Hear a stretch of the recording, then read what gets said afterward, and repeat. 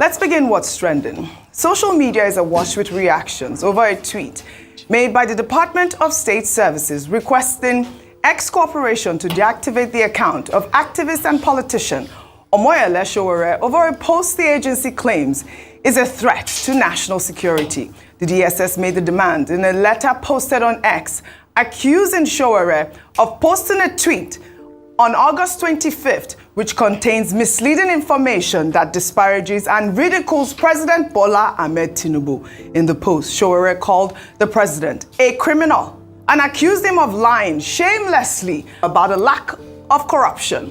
The DSS claims that Sowore's tweet has caused widespread condemnation and could lead to public protests, threatening national security and damaging the country's reputation. The agency also argued that Sowore's post violates several Nigerian laws, including the Criminal Code Act and the Cyber Crimes Act, which prohibit false information, hate speech, and online harassment. And I'll read a part of the DSS tweets they wrote on X. It is pertinent to bring to your knowledge that under the Nigerian law, these quoted tweets, words, constitute offense punishable in Section 51 of the Criminal Code Act Cap 77 laws of the Federation of Nigeria, which prohibits publication of false information, and Section 19, 22, and 24 of the Cyber Crimes Act 2025, which prohibits and makes it an offense to spread fake news or publishing content that is deliberately misleading or deceptive, posting content that is rude, vulgar, offensive, or indecent, especially with the intent to embarrass or humiliate others, provoke ethnic, religious, or tribal hatred through online or offline statements amounting to domestic terrorism. Very detailed tweets there by the DSS. However, in a show of defiance, activist Omoyele Sowore vowed not to delete his controversial tweet. He described the letter from the DSS as an act of national disgrace, an assault on institutions, and on common sense. Sowore claimed he anticipated the letter, pointing to a protest last Tuesday by a group of, he says, hired DSS protesters who had chanted for his arrest and urged him to leave Tinubu alone. Expressing outrage over what he called an unconstitutional act by the State Security Service, Sowore went on to post the very tweet he was asked to delete with the caption, "This is the tweet. This morning, X, formerly Twitter, officially contacted me about the despicable threat letter they received from the lawless official DSS over my tweet below on Tinubu. One option I will not be taking is deleting that tweet. Thank you at X." Dr. Bati, I'll come to you, but let me just quickly take one reaction to Sowore's tweet. And this is a concerned X user who wrote, "In all sincerity, calling the president a criminal is not right in any way. No court of any jurisdiction has pronounced him as one. I mean, why labeling him one?" Go ahead, Dr. Bati. Okay, two ways to look at this. From the perspective of government, the concern of the Department of State Security is that we have a law in place, the Criminal Code, the very controversial Cyber Security Act, Sections 18, 22, and 24. Section 24 being the most controversial, particularly as it has been applied by the police.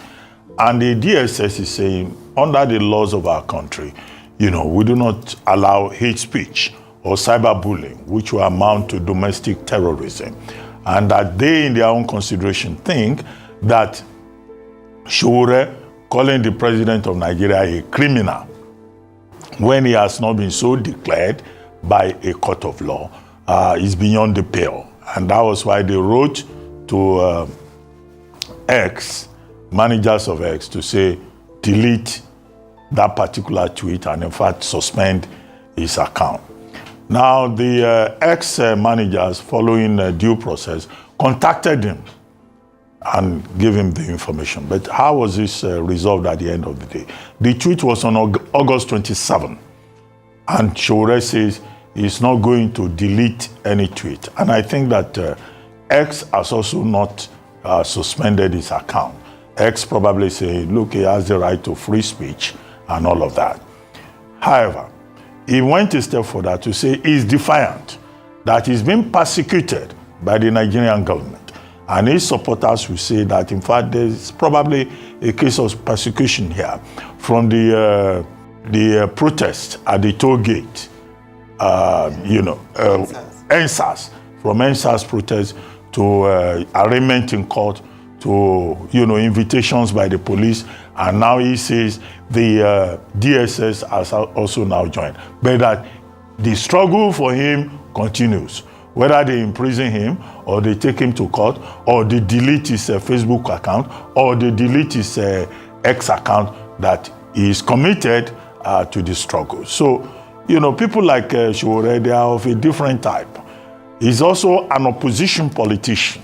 And he says, this is where I stand in this matter. So where do you draw the line, theoretically now, between the right to free speech and, the laws of the land that talk about his speech, and where is the responsibility of government in enforcing these laws? It's a very tight rope. There's no way you will swing and you will not end up, being accused of taking sides in the matter. However, what is important is that while the government has a responsibility to respect the boundaries in terms of the rights of the individual, individuals also, while expressing their rights under Section 39 of the Constitution, must also realize that, look, where your right stops is where other people's rights begin. And that is why government, individuals, they have the recourse, if they have been defamed, to under the same laws that the state is quoting, to defamation. The president of Nigeria can sue. If you call him a criminal, you can be asked to come and prove it in a court of law. If you defame another person using social media, you can be sued to come and prove it. So it's a very delicate balance in respecting the rights of individuals and also upholding the law. All right, you know that Sowore also accused the Tinubu regime of using the Nigeria police force to systematically harass, torture, and persecute him. These tweets have gone viral. Rufai, I'd like to just highlight this. The DSS is a secret service institution that investigates crimes against the state. They are also empowered to protect the president. So this might sound really, strange to a lot of people, but however, the DSS is doing their job. And I'd like to also take another tweet before I come to you. Just also to note that the DSS has said that, they are going to go after X as well as, Sowore, if they don't comply. We had that issue the last time with Muhammadu Buhari, the Twitter ban. I don't know if that's what's going to happen, but let me take this tweet from Chinedu, who wrote to the DSS. Are you guys not aware of the mayhem that happened in Edo State? They killed officers like you, and you are here lamenting about a tweet from Sowore, and that's the sort of rhetoric that we are seeing online at this point. I have been a very big advocate of the DSS and what they've been doing in stemming the tides of insecurity. But if I'm going to give honest counsel, this was not the right way to go about it. And this is sad. You see, what they have now done is, a lot of people might not even seen Sowore's tweets. He said he tweeted it on the 27th. Yes. 26th of August. I think it was 25th. I saw it. What are we today? What are we today? 8th. I only knew about the tweets because they started talking about it and the letter they wrote over the weekend. That's when you saw Sowore's tweet. I didn't even know that he tweeted anything of that nature. This is not the way to go about it. Because, you see, we live in a country where, when we want to look at things on the pedestal of fairness, yes, what I would just say is it wasn't right to have called the president a criminal.